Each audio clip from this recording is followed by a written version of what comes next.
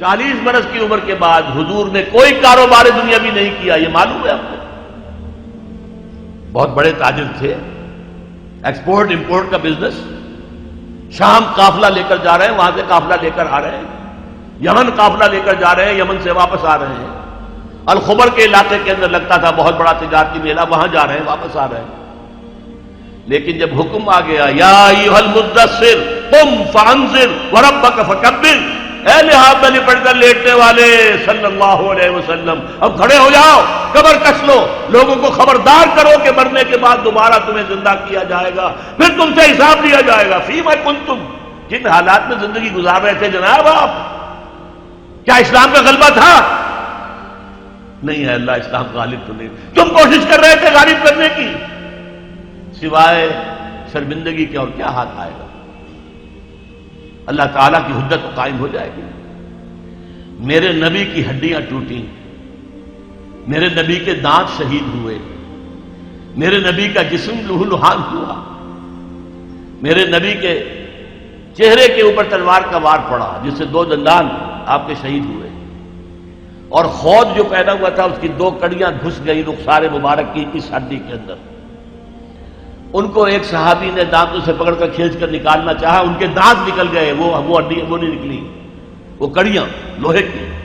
پھر جیسے بھی ہاں کر کے نکالا گیا تو خون کا فوارہ چھوٹا ہے، اتنا خون گیا کہ آپ بے ہوش ہو کر گر گئے، اور خبر مشہور ہو گئی کہ حضور کا انتقال ہو گیا۔ یہ ساری تکلیفیں کس لیے اٹھائی تھی حضور نے؟ کیا حضور کو اچھا نہیں لگتا تھا کہ اچھا بھلا گھر ہو، کھلی فضا ہو، اچھا خوبصورت ماحول ہو، بچے ہوں اور ہر طرح کی آسائشیں ہوں؟ کس کو پسند نہیں؟ یہ صحابہ کرام کیا کر رہے تھے؟ فاقے کر رہے ہیں، فاقے پر فاقہ کر رہے ہیں۔ غزوہ خندق میں حکم ہو گیا مشورے کے بعد کہ خندق ہو دی جائے، دفاع کی ایک ہی شکل۔ اب سردی کا موسم ہے شدید، کئی وقت کا فاقہ ہے، پیٹوں پر اپنے پتھر باندھ رکھے ہیں اپنی چادروں کے ساتھ کس کر کہ پیٹ دورا نہ ہو جائے، کمر دوری نہ ہو جائے۔ حضور کے پاس آ کر شکوہ کیا ہے، شکایت کی ہے، اللہ کے رسول اب یہ بھوک ہم سے برداشت نہیں ہو رہی، دیکھیے ہم نے اپنے پیٹوں کے اوپر اپنے کرتے اٹھا کر دکھایا، ہم نے پتھر باندھے ہوئے، آپ نے اپنا کرتا مبارک اٹھا کر دکھایا، 2 پتھر بندھے ہوئے۔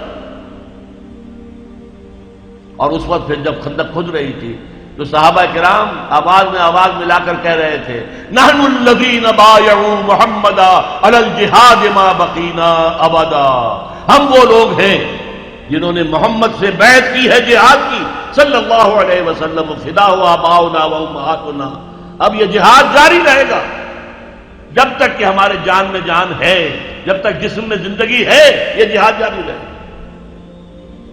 یہ ہے اسلام، یہ شہادت گاہ الفت میں قدم رکھنا ہے۔ لوگ آسان سمجھتے ہیں مسلمان ہونا، مسلمان تھے صحابہ کرام رضوان اللہ تعالی علیہ اجمعین، جیسے انہوں نے آپ کو وہ جو ایک شعر ہے اکبر الہ آبادی کا، تو خاک میں مل اور آگ میں جل، جب خشت بنے تب کام چلے، تو باقاعدہ انگاروں پر لوٹے۔ آپ کو معلوم ہے حضرت خباب بن الارت رضی اللہ تعالی عنہ بلایا گیا، آؤ، آ گئے، ان کی نگاہوں کے سامنے دہکتے ہوئے انگارے زمین پر بچھائے گئے، اتار دو کرتا، اتار دیا، لیٹو ان کے اوپر، لیٹ گئے۔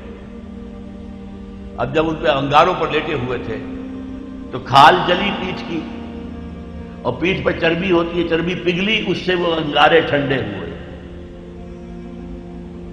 وہ ہاتھ نہیں اٹھایا انہوں نے، کیونکہ حضور کا حکم تھا نو ریٹیلیشن، کوئی جوابی کارروائی مت کرو، جو ستم آتا ہے جھیلو، جو ظلم ہوتا ہے برداشت کرو، جو تکلیف آتی ہے جھیلو اور برداشت کرو۔